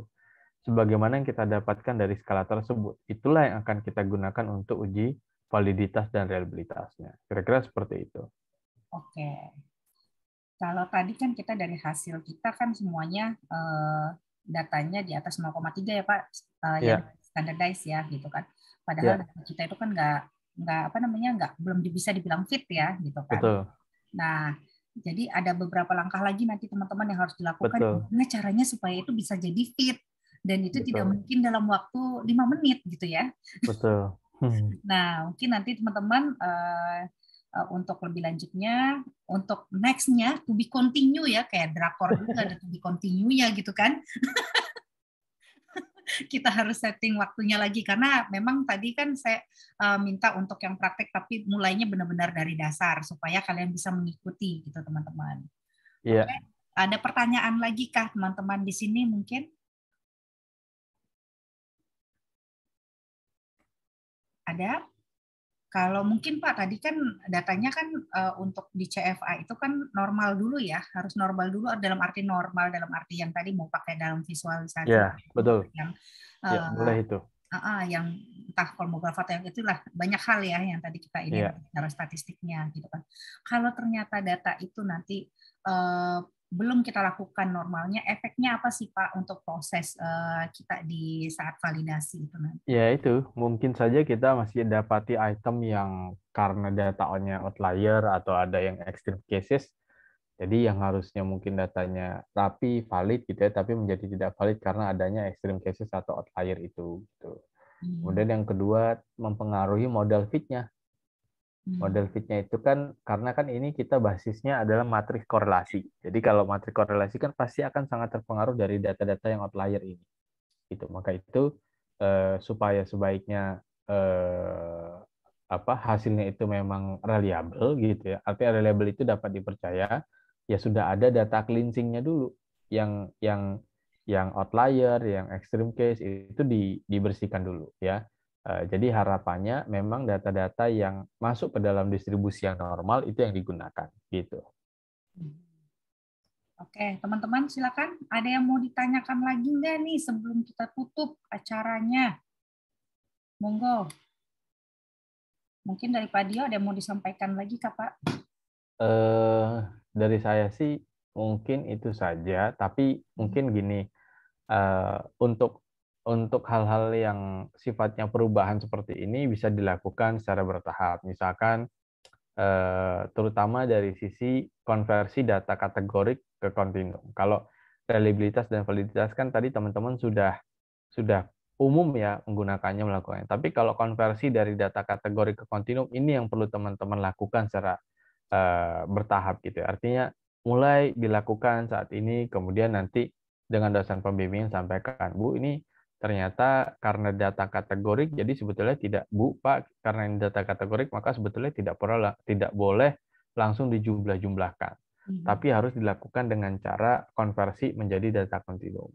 Nah, inilah data yang akan digunakan untuk uji hipotesisnya dengan korelasi, regresi, dan seterusnya. Kebetulan kemarin sudah ikut pelatihan Bu Laila gitu yang ngisi materi, jadi sudah jelas gitu step-stepnya seperti apa. Kira-kira seperti itu. Itu sih mungkin yang paling krusial menurut saya. Nanti kalau ditanya, itu pelatihan Bu Laila siapa yang narasumbernya ya? Gitu. Bilang, Profesor Adio Rubianto. Gitu ya teman-teman. Insya Allah pengujinya diam. Oke, Pak Adio, terima kasih banyak. Teman-teman, sebelum kita akhiri, kita foto dulu ya. Silakan buka videonya semua. Yuk. Biar benar-benar, oh ini ada buktinya nih, nanti Pak Adio nggak dapet ini loh. Gitu kan, nggak mau lagi dia ikut, ngisi. Jangan bosan ya Pak, ke UMG. Pak Adio udah dicuri. Dibajak. Gitu. Oke. Wah, ada Imron. Ada mahasiswanya kah? Iya, Bimbingannya dulu. bimbingan saya dulu nih. Semua pada bertanya, kemana sih Pak Adio? Kok bisa Bu Pak Adio pindah? Wah, itu ceritanya panjang. Karena Pak Adio langsung dapat jabatan yang lebih baik. Rezekinya lancar. Amin. Oke, silakan. Yuk teman-teman dibuka semua. Nanti teman-teman di Google Meet juga ya.